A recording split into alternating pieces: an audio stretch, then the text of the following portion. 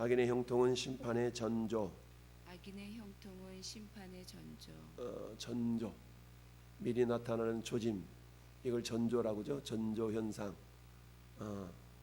태풍 전야, 태풍이 불기 전에는 고요하다는 그런 말이 있는 것처럼, 지진이 일어나기 전에는 막 짐승들이 먼저 알아본다고 그랬죠. 까마귀 떼가 막 지저대고 개구리가 막 쥐새끼들이 막 움직여대고 이러면 이건 지진의 전조 현상이다 라고 얘기하죠. 자, 오늘 말씀, 악인의 형통은 하나님의 심판의 전조 현상이다라는 내용인데요. 자, 어찌 보면 압살롬은 일종의 반역자에 해당될 수가 있겠죠. 우리식으로 말하면 쿠데타를 일으킨 존재이니까. 물론 일단은 성공해 보이는 것 같지만, 그런데 이 성공은 하나님이 원하시는 게 아니고 하나님이 기뻐하시는 것이 아니기 때문에 반드시 무너질 수밖에 없다라는 것을 말씀하고 있는데요. 자, 그야말로 압살롬은 사람들의 마음을 훔쳐서 예루살렘 성에 무혈 입성했다라고 볼 수가 있습니다. 그 15절은 이렇게 말씀해요. 압살롬과 그 모든 이스라엘 백성들이 예루살렘에 이르고 아히도벨도 그와 함께 이르렀다. 모든 이스라엘 백성이 예루살렘에 이르렀다. 여러분, 이 말은 한 사람도 빠짐없이 전국에서 다 예루살렘 모였다, 이런 말이라기보다는 모든 이스라엘 백성, 즉 대부분의 이스라엘 백성들의 마음이 압살롬을 향했다, 이렇게 이해하는 게 좋죠. 그러니까 거의 대부분의 사람들이 압살롬에게로 마음이 향했으니까 압살롬 편에서 온다 그러면 얼마나 의기양양했겠어요.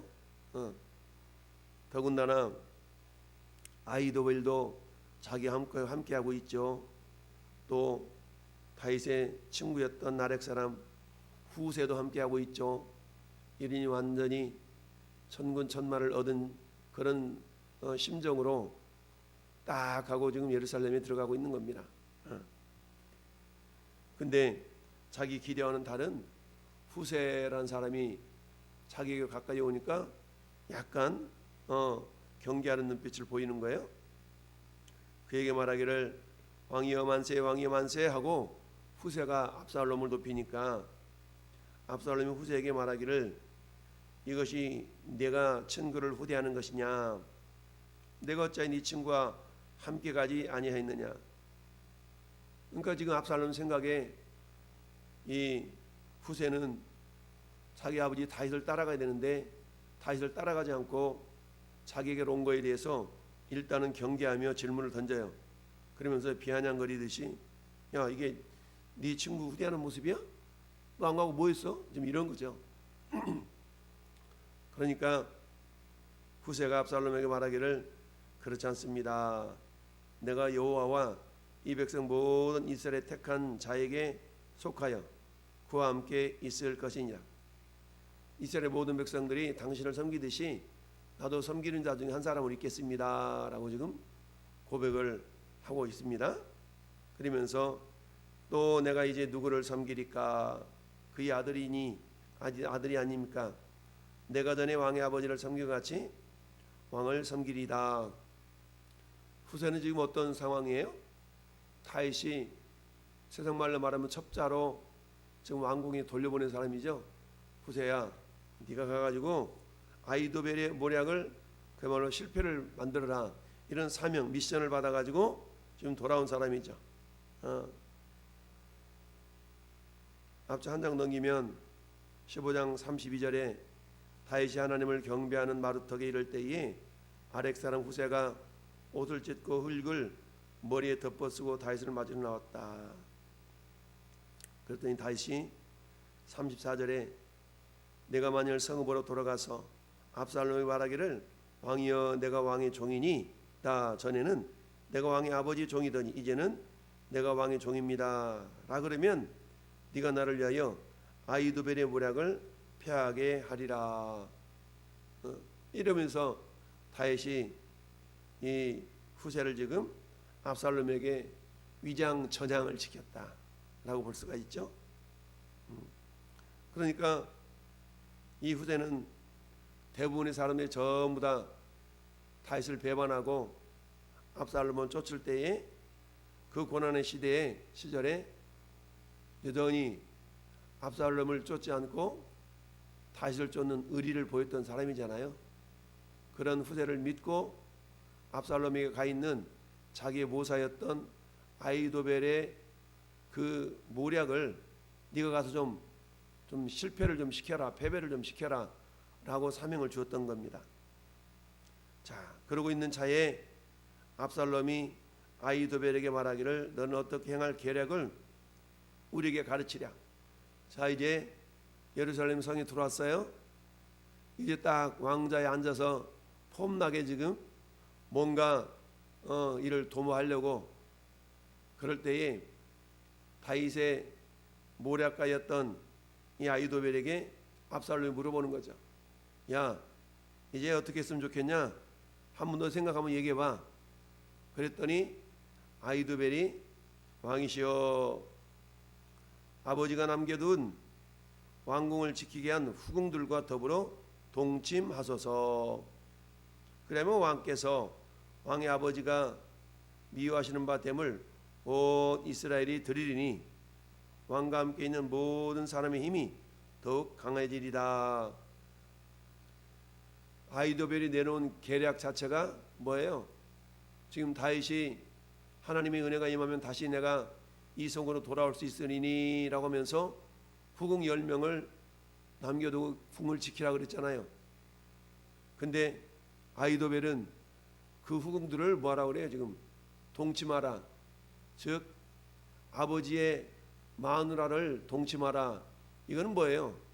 율법에 의하면 돌에 맞아 죽을 죄거든요. 그런데 이런 모략을 압살롬에게 가르쳐준 까닭은 뭐예요? 혹시라도 다윗이 승리하고 돌아오면 자기는 뭐예요? 이제 죽은 목숨과 마찬가지잖아요. 왜? 배반자니까. 그러니 다시 돌아오면 안 돼.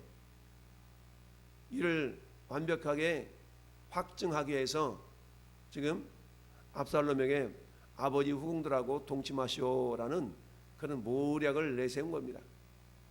왜요? 그 당시 저 중동의 문화가 어떤 문화였냐?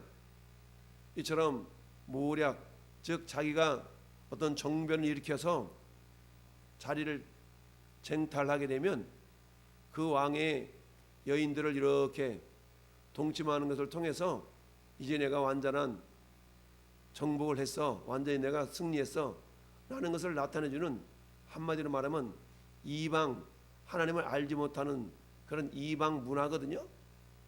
그런데 이 아히도벨은 지금 신정 국가였던 이스라엘에 이방 문화를 가지고 들어와서 압살롬으로 하여금 아버지의 후궁들을 범하게 함으로, 야, 우리 압살롬이 역시 달라, 우리 압살롬 왕은 다윗과는 역시 달라 라고 백성들의 환심을 사도록 이렇게 지금 모략을 내세운 거죠.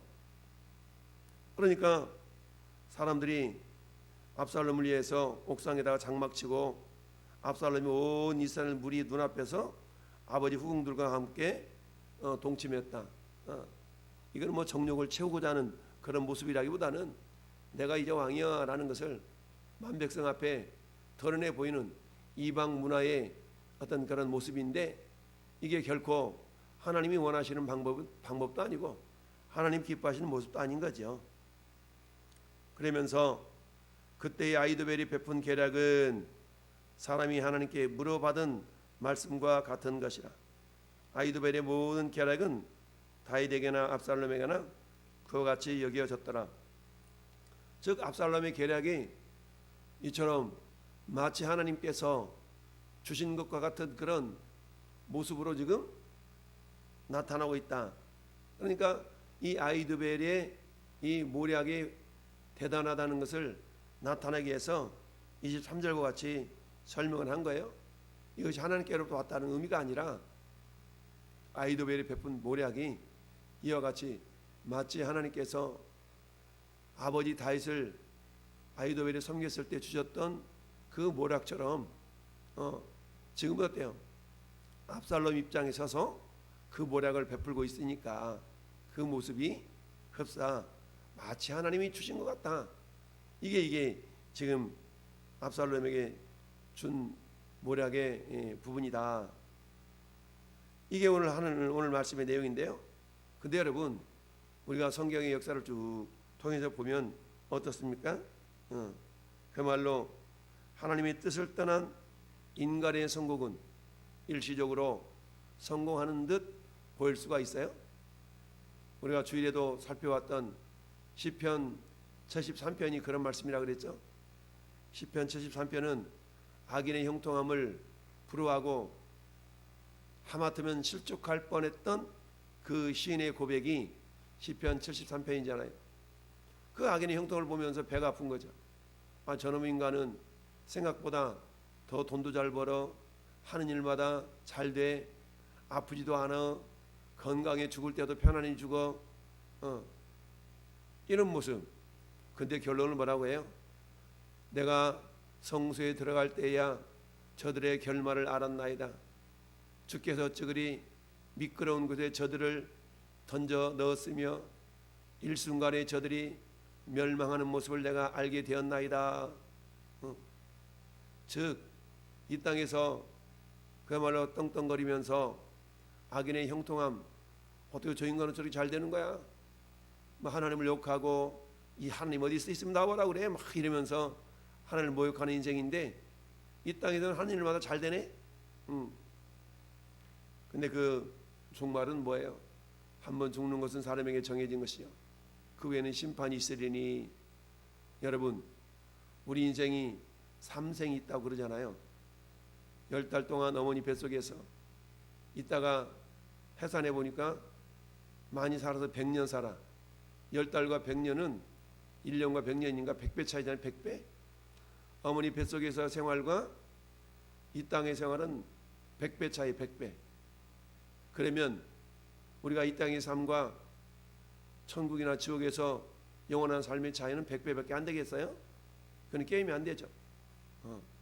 그러니까 시편 73편의 시인의 고백은 어떻게 순식간에 망하게 되었는가?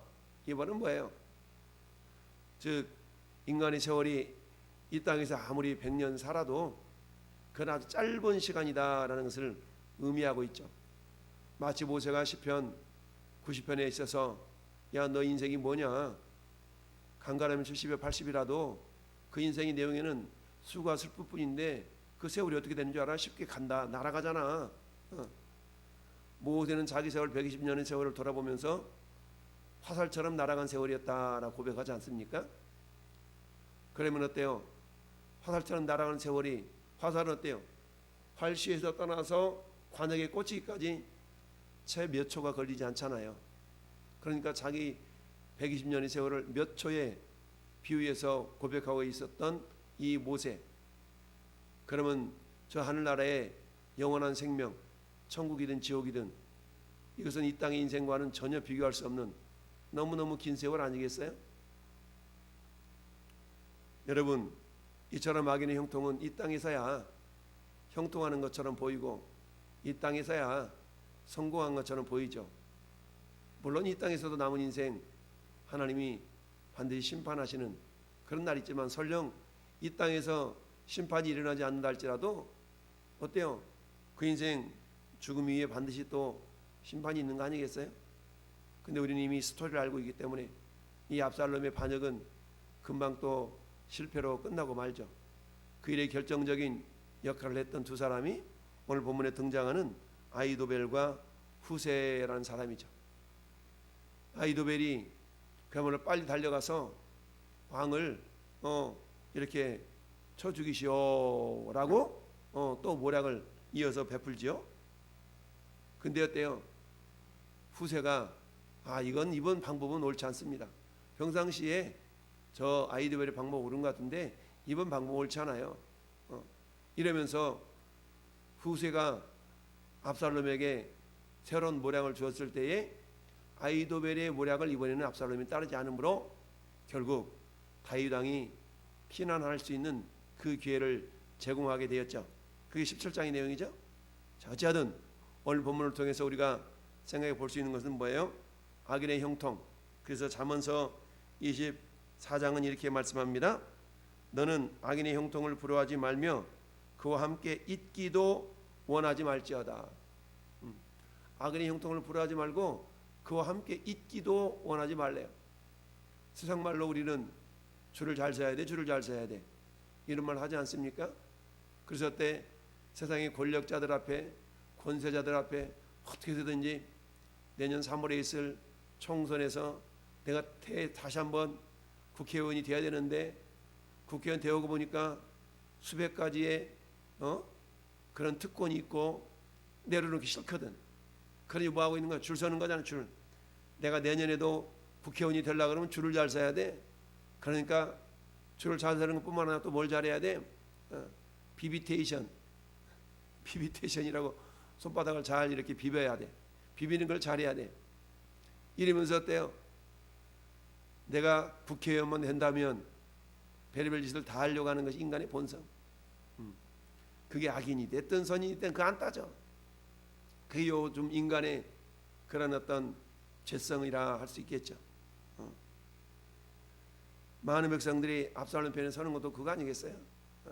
하나님이 세우신 다윗보다 자기들이 생각에 저 압살롬이 이제는 우리를 더 편안하게 해줄 것 같아. 철저한 이기주의적인 그런 판단에 의해서 압살롬을 추종한 거 아니겠습니까? 인간은 어차피 이기적인 동물인데, 그런데 우리가 믿음을 가짐으로 이기적인 본성을 내려놓고 이타주의적인 그런 삶의 모습을 살아가려고 하는 것이 신앙인의 본질 아니겠습니까? 사는 성도 여러분, 오늘 한날도 역시 마찬가지. 우리가 악인의 형통을 부러워하지 말라 그랬는데 잠언서 24장 19절도 마찬가지. 너는 행악자들의 득의함을 인하여 분을 품지 말며 악인의 형통을 부러워하지 말라.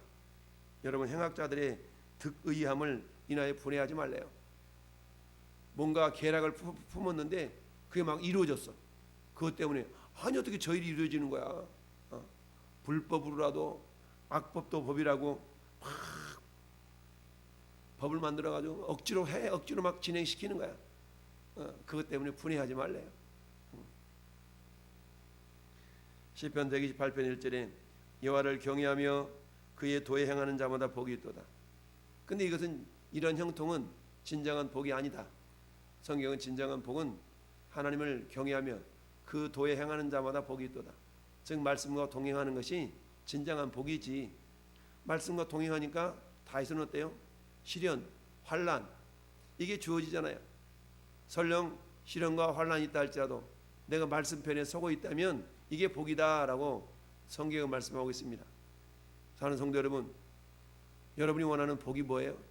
이 땅에서 뭔가 잘 먹고 잘 살고 뭔가 잘 되어지는 것이 복인가요? 우리 어제 수요예배 때도 살펴봤던 것처럼 진정한 복은 그게 아니고 주님과 동행하는 것이고 말씀 편에 서는 것이고 말씀대로 순종하여 사는 그 삶이 진정한 행복의 비결이다라는 것을 기억하면서 오늘 하루 잠시 잠깐 우리 악인의 형통함에 대해서 약간 배 아플 수 있잖아요. 그럼에도 불구하고 어때요? 우리가 시편 23편 우리가 믿음의 고백으로 하고 있는 여호와는 나의 목자시니 내게 부족함이 없으리로다.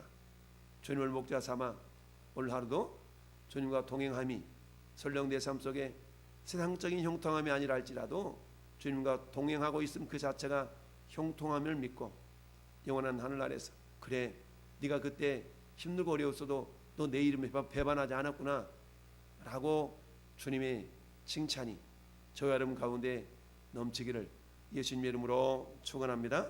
아멘.